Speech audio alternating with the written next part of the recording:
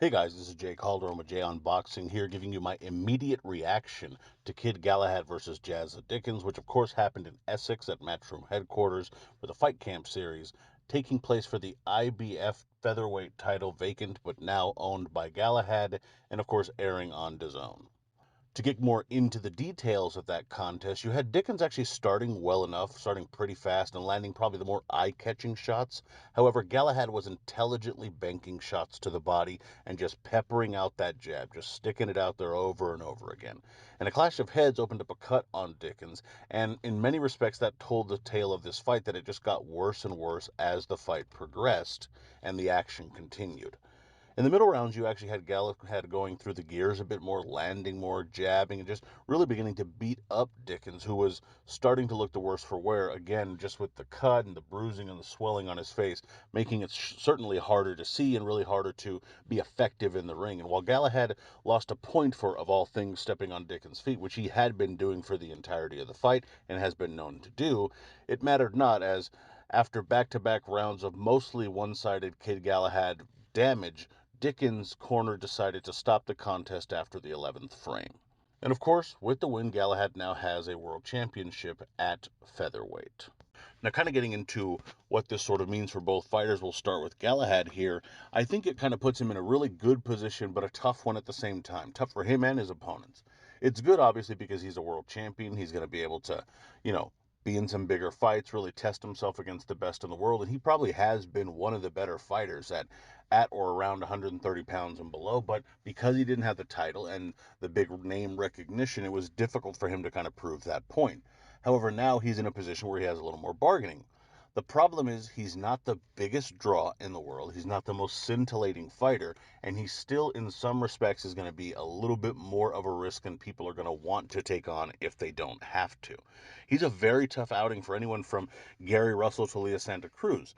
Even could have a domestic dust up with someone like a Michael Conlon, who's is moving up in the rankings and might be looking for maybe the biggest fight with the least amount of risk, and maybe he perceives that to be Galahad. I would disagree with him to some degree, but either way, it's a big fight that could be made. But in terms of any of those fights that I just mentioned, I don't know if anyone's lining up to go in there and face a guy like Galahad, who has a really good tank, can dictate pace really, really well, can get a little dirty at times if he needs to, has respectable power in his hands, not tremendous power, but respectable power, and certainly has tremendous boxing skills. He's a tough outing for anyone, so he's in sort of a tough position, but at the very least, winning a championship, of course, will help improve that.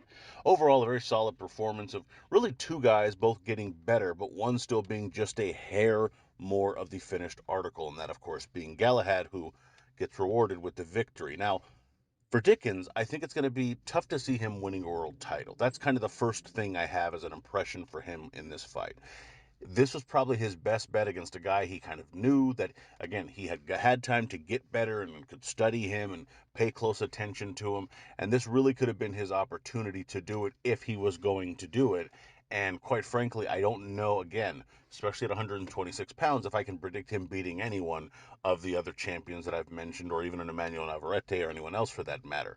To some degree, in some ways, I could see him being a challenge for a Michael Conlon that I mentioned before, just especially because it's a domestic rivalry that Conlon might see as a winnable, big enough fight that can prepare him for a title shot in some respects that may come, because he's sort of been in there with the likes of a Galahad, who is now a world champion.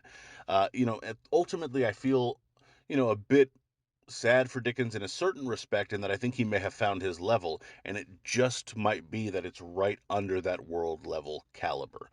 And doesn't necessarily mean he has to be, go straight into a gatekeeper's role, but it might be him looking for more domestic European rivalries that can still be big attractions in the UK, as the boxing scene there is still pretty healthy, but it might not be him ascending to a world championship, unfortunately. In any event, let me know what you guys thought of the fight. What were your kind of impressions of it? What did you think of the performance? I thought it was a really good fight, like I said, to be honest. I think it was both of them, you could see them going through the mental and physical gears of the fight, with one just being a little bit ahead at almost all corners. But it was still a very good fight. Not a brawl or fight of the year candidate good fight, but one of those fights where you see two high caliber athletes who are operating at a higher than normal level, and one just having a little bit more at his disposal, really. But let me know what you guys thought of the fight. What did you think of Galahad? Like I said, who do you think he should face next? What do you think of either of them facing Conlon? And of course, what do you think Jazza Dickens should be looking forward to as well? Let me know down in the comments below. We'd love to hear there. Also, of course, be sure to like, comment, share, subscribe. Follow me on Twitter at jcalderon_JOB. You can email me at junboxing@gmail.com.